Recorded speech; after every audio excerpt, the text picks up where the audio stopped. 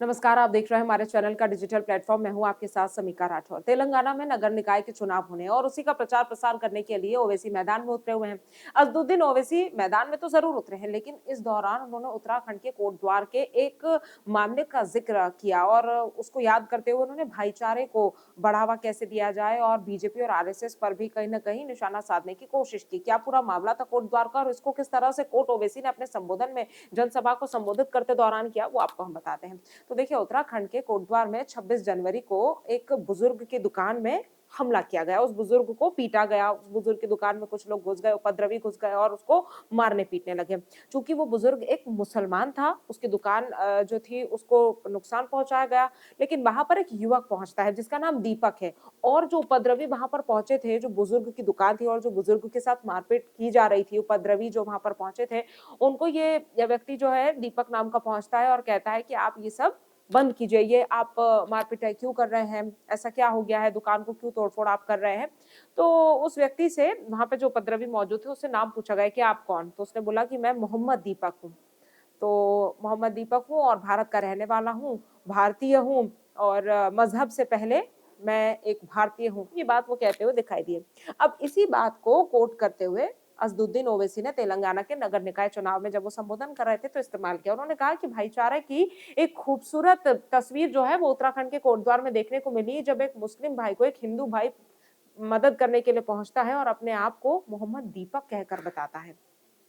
और इसी चीज़ का ज़िक्र असदुद्दीन ओवैसी करते हुए दिखाई दिया। असदुद्दीन ओवैसी ने कहा कि आरएसएस और बीजेपी जो है उ उनको ये संदेश असदुद्दीन ओवैसी की तरफ से दिया गया। असदुद्दीन ओवैसी ने कहा कि ये पॉलिटिक्स जो आरएसएस और बीजेपी चलाती है, हिंदू-मुसलमान को बाँटने की और तमाम चीज़ों को ध्यान में रखते हुए असदुद्दीन ओवैसी ने भाईचारे को दिखाने के लिए इस बात को जो है उठाया और इस मामले को लोगों को एक एग्ज़ाम्पल के तौर पर बताया। 1 फरवरी को नलगोंडा में, रहमत नगर में वो एक विशाल जनसभा को जब संबोधित कर रहे थे, तो उस दौरान असदुद्दीन ओवैसी ने इस बात को कहा और उन्होंने हिंदू युवक की बहादुरी को एक सच्चे भारत की तस्वीर बताते हुए इस बात को कोट किया है।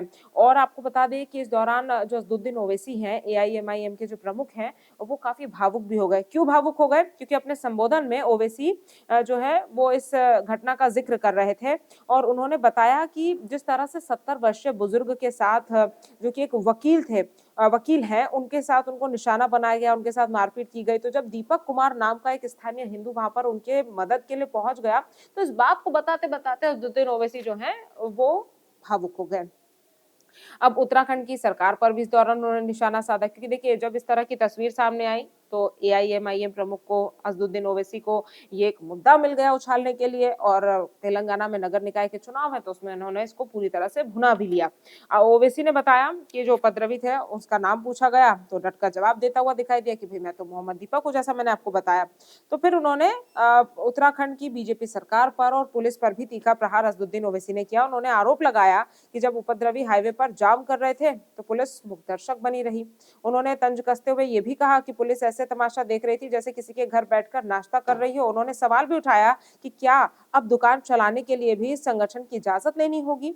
और 11 फरवरी को होने वाले नगर पालिका चुनावों को लेकर ओवैसी ने मुस्लिम, दलित और पिछड़े वर्गों से एकजुट होने की अपील की और साथ ही साथ उन्होंने कहा कि नलगोंडा के विकास के लिए मजलिस को मजबूत करना जरूरी है। ये रैली तेलंगाना की 116 नगर पालिकाओं और 7 नगर निगमों में होने वाले चुनावों के लिए महत्वपूर्ण मानी जा रही है। ओवैसी का मोहम्मद दीपक वाला बयान अब सोशल मीडिया पर वायरल हो रहा है और ध्रुवीकरण की राजनीति के खिलाफ एक नया मैसेज इसे माना जा रहा है, क्योंकि इसमें ओवैसी ने भाईचारे की एक जीती जागती उदाहरण वाली तस्वीर जो है यहाँ पर दिखाई है। एक उदाहरण उन्होंने ऐसा दिया जो ये दिखा रहा है कि भारत में लोगों में भाईचारे की कमी नहीं है, लेकिन पॉलिटिसाइज उसको इस तरह से किया जाता है कि लोग जो है वो बटे हुए दिखाई देते हैं और इसका इस्तेमाल भरपूर तरीके से, अच्छी तरीके से उन्होंने तेलंगाना में संबोधन के दौरान किया है।